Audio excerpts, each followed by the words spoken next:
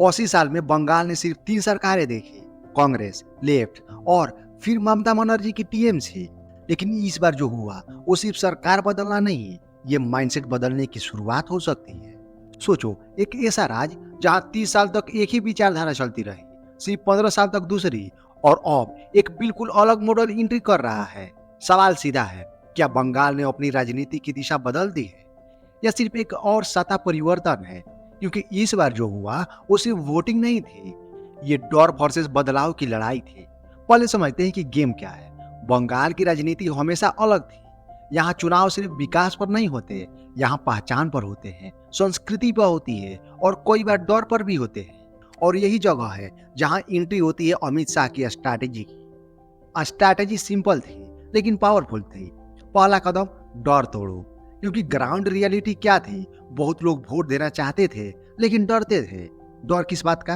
अगर वोट दे दिया और गलत पार्टी को दे दिया, कॉन्सिक्वेंसेस होंगे। अब सोचो, अगर वोटर ही डर गया तो डेमोक्रेसी सिर्फ नाम की रह जाएगी। तो बीजेपी ने पहला काम क्या किया? लोगों को कॉन्फिडेंस देना। कैसे? लेवल पर कैडरे बिल्ड करके, ग्राउंड प्रेजेंस दिखाकर, और सबसे इंपॉर्टेंट, हम तुम्हारे साथ हैं यह महसूस कराकर। यहीं से गेम बदलना शुरू हुआ। दूसरा बड़ा कदम, माइक्रो मैनेजमेंट। ये इलेक्शन रैली से नहीं जीता गया, ये जीता गया booth by booth. Her booth पर कैलकुलेशन था, कौन वोट देगा, कौन वोट नहीं देगा, कहाँ डर ज्यादा है, कहाँ रेजिस्टेंस है। और यही काम ग्राउंड पर एग्जीक्यूट सुनील बंसल जैसे ऑर्गेनाइजर ने। मतलब साफ है, ये इमोशनल वेव नहीं करती। अब आते हैं सबसे पावरफुल फैक्टर पर, नरेटिव। हर इलेक्शन एक कहानी होती है और इस बार की कहानी क्या थी? बंगाल पिछड़ रहा है। बार बार कहा गया, कंपनियां जा रही है, नौजवान बाहर जा रहे हैं, इन्वेस्टमेंट नहीं आ रहा है। अब ये सिर्फ डाटा नहीं था, ये एक फीलिंग बन गई। और जब फीलिंग बन जाती है तो इलेक्शन बदल जाता है। अब एक सवाल, क्या लोगों ने सच में डेवलपमेंट के लिए वोट दिया या कुछ और भी था? यही आता है डेमोग्राफी फैक्टर। कुछ इलाकों में लोगों को लगा उनकी पहचान बदल रही है, उनका फ्यूचर अनसर्टेन है। और जब आइडेंटिटी पर सवाल उठता है तो वोट इमोशनल हो जाता है। अब बीजेपी ने क्या किया? इस इमोशन को डायरेक्शन दी। लेकिन ध्यान रखना, सिर्फ इमोशन से इलेक्शन नहीं जीतते। तो साथ में क्या जोड़ा? Development model. कहा गया, हम आएंगे तो इंडस्ट्री आएगी, हम आएंगे तो जॉब्स आएगी, हम आएंगे तो माइग्रेशन रुकेगा। और पिक्चर क्लियर हो गई। हालांकि बिहार भी जीत गया है, बिहार में तो कोई इंडस्ट्री नहीं आ रही है। और पिक्चर क्लियर हो रही है। एक तरफ डर था, एक तरफ उम्मीद, और जनता ने क्या चुना? उम्मीद। लेकिन यहीं पर कहानी खत्म नहीं होती, क्योंकि असली सवाल अब शुरू होते हैं। क्या ये बदलाव टिकेगा? क्या हिंसा खत्म होगी? क्या सच में डेवलपमेंट आएगा? और सबसे बड़ा सवाल, क्या बीजेपी बंगाल को बदल पाएगी? क्या बंगाल बीजेपी को बदल देगा? यहीं से कहानी और डीप होने लगी। यहीं से कहानी और डीप होने वाली है। अब कहानी और खतरनाक होने वाली है, क्योंकि अब बात सिर्फ जीत की नहीं है, अब बात पावर की है।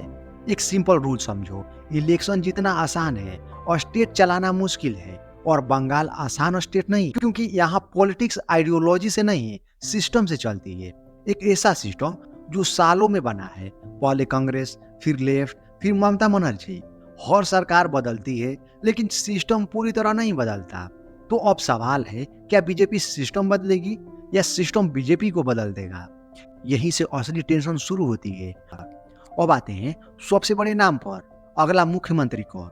कई नाम है, लेकिन अगर ग्राउंडेड रियलिटी देखें तो एक नाम बार बार सामने आता है, शुभेंदु अधिकारी। क्यों? क्योंकि वो सिर्फ नेता नहीं है, वो सिस्टम को अंदर से जानते हैं। याद रखो, वो पहले किसके साथ थे? टीएमसी के साथ।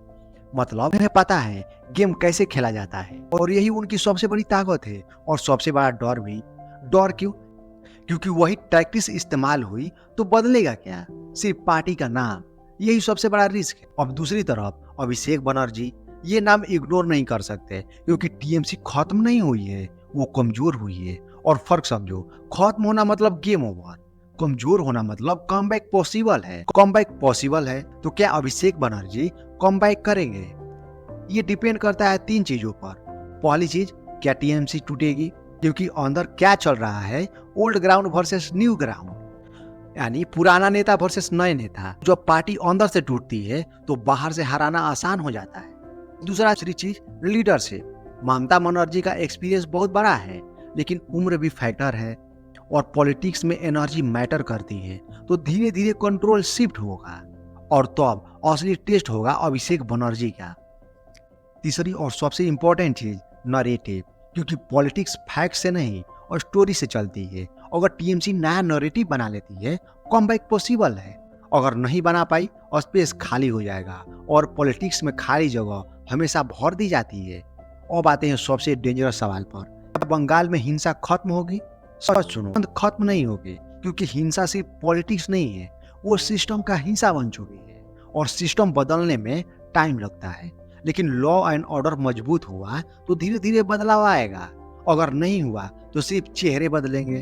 अगर अब सबसे बड़ा टर्निंग पॉइंट समझो, बीजेपी की असली परीक्षा अभी शुरू हुई है।